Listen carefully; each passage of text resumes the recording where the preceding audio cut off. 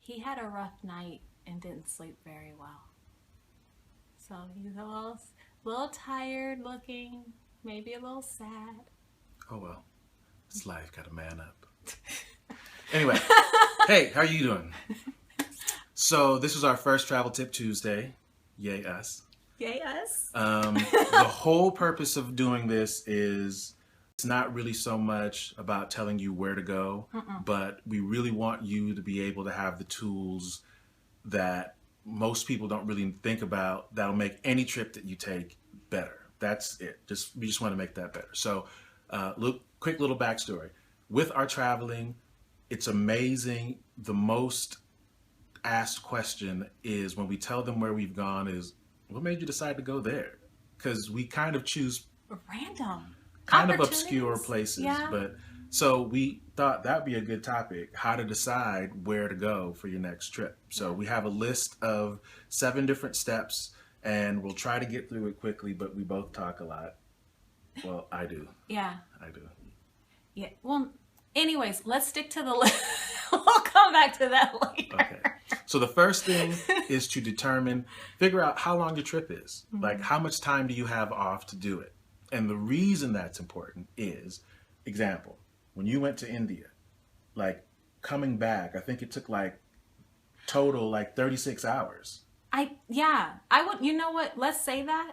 And I can always follow up with you guys to confirm that if I find my old travel itinerary. It was a long time. Well, we came back from Portugal. That was 24, 26 hours. So it was probably a day and a half of traveling to get there, a day and a half to come back. So imagine if you only have a week. Yeah, you don't want to. 3 days that's really plus far. the time that it needs to recover from all the travel. You'll be miserable on your trip. So factoring that makes a big difference. Okay.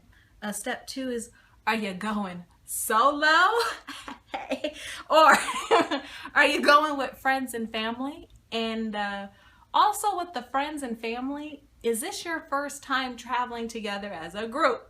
You might want to go someplace real simple and basic. And not that long to test the waters. I'll just say it. Or, because when you get on a cruise ship, just think about it, and you're gone for 10 days with people.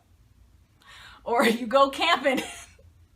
So that, who you're going with, first time, not first time, health people, if they have health concerns, things like that, medication, whatever, that could affect where you might pick to go and for how long. Step 3, figure out how big your budget is. How much money do you have? And be as precise as you can about this or about that. A couple $100 can make a huge difference in whether or not you have a okay time or a great time. So the better you know, the easier it is to figure out, because it also factors into whether or not you're traveling someplace during high season where it's really touristy and they raise prices versus off season when the prices go back down to normal. And that also means, well, we'll touch on that later, weather. Oh, yeah. So step 4 is, do you speak another language? And does that language give you an advantage? For us, the last trip we went on was kind of influenced by the fact we've been learning Portuguese. So we kind of felt like if we went to Portugal, we won't be as dependent on trying to have people help us get around town or not. True. But if you don't speak the language, like when I went to India, I know how to say, how are you? And my name is. You might find yourself feeling some sort of way. So are you willing to, well... No, I'm saying, but because of the Portuguese, when we went to Ecuador, we don't speak Spanish. It helps. But that helped. Portuguese and Spanish have enough similarities that it actually helped us. So. Yeah. So if you speak a language, what are maybe other similar languages? Yeah. And if you don't, where can you go that maybe they might be tourist friendly with some assistance in English? Or is somebody in your group that's going with you, do they speak the language or something like that? That can factor as well. And are you also, and if you're going somewhere where nobody knows nothing, is it a language that you would want to at least learn a couple of sentences? You know, if any, that'll be another video probably, just to be respectful of the culture and the people. That goes a long way. Yeah. 5, determine what kind of traveler you are. I mean, this really is about you and your enjoyment, and so you want to put yourself in a position where you can have the most fun. So, as an example, are you a planner or a free spirit? Do you have to have an itinerary, or you just kind of figure it out as you go? Are you more into sightseeing and history, or are you more into culture and food? Do you see yourself more as a lounger or an explorer? I'm a lounger. I don't have to even leave ever. Just knowing that I'm someplace else and I can look outside and see different scenery, I'm cool. This one here, I'm Dora the Explorer. I should have had the backpack. anyway, That would have been cute. she gives me worries. We'll talk about that in some other videos. Also, kind of back to the budget, are you a splurger or are you cheap? I'm cheap. I ain't got no problem saying that. I'm cheap. Other people feel if I'm on vacation, Right. I'm going to ball out. I'm going to have some fun. They If gonna live that's- it up. If that's you, that has to be factored in it as well. Yeah. Because certain places, you'd have a better time doing that than others. I think when he made this list, he was trying to give me some subtle things to think about, to dig deeper personal preferences. Weather. Do you like hot climate, warm climate, cool climate? I guess like, where it's not freezing, but chilly like fall. Cold. Do you like snow on the ground? Do you have to wear gloves and a parka, basically? So I think he was trying to tell me something, but also to safety. So I guess in other words, would you be wanting to go and see places that have tourist spots? So maybe you feel better where there are larger numbers of people around? Or are you adventurous? Or are you trying to be one with the people? Getting on that bus and getting off in neighborhoods and The walking metro, it and yeah. then just being remote and just not knowing if you'll find anyone that speaks your language. That also factors into how long you're going to be going. Yeah. too. Are you a city person like me? Or can you deal with small town or rural areas? That's something to think about. Modern conveniences. Toilet inside the house, hot water. Can you flush the toilet paper? True that. Do you have to hang up your clothes outside because they ain't got no dryer? Internet, Wi-Fi. All of these things, do you need that? Yeah, And how badly do you need it versus third world, right. situations where Can they... you get down with the squat? Just saying. Quick story. I promise it'll be quick. When she was going to go to see her dad in India, when he was there, he asked the weirdest question. Oh, yeah. He says, so how do you feel about toilet paper? What do you mean? What do you mean? What do you mean, what do you feel about toilet paper? Apparently, He said, toilet paper doesn't run aplenty in... no, it runs a plenty, but he said he found like a roll or two that had been there for a while. So, What would have been the other alternative if you didn't have no toilet paper? which most of the people in the world, story for another time, toilets and toilet papers, toilet paper is a luxury in some areas. That's yes, not what I it is. asked you. What do they do? They use their hands?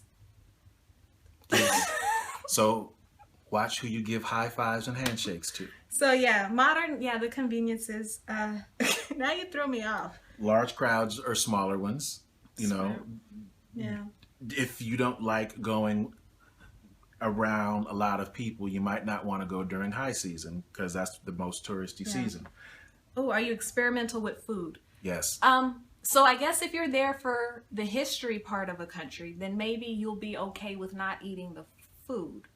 But that might be hard to find things in those kinds of countries, the food that you can't eat. Right. So that might impact you. So do you stick with what you know? I guess that comes back to, Yeah. do you need to be somewhere where there's a McDonald's, a Starbucks, which you can Google and look up on their websites. They let Yeah. you know if they have international locations. Do you need to be taken around? Like, Or oh yeah, or would you be okay with renting a car or public transportation? So I guess that's where, depending on what kind of trip you're going on, would you want to get in with a tour group? Or if you might have friends or family that have contacts there, if you might need to hook up with them.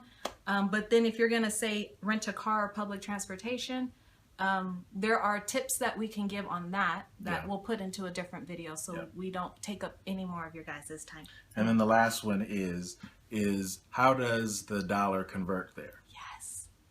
Some places on what you use to barely survive here in the States, you can have a party. Hello. We have family that are in Thailand right now, and they basically said it's cheaper to go out and eat every day than it is to buy groceries and cook at home. Wouldn't that be nice, you guys? You can eat out every day. How often? Every day.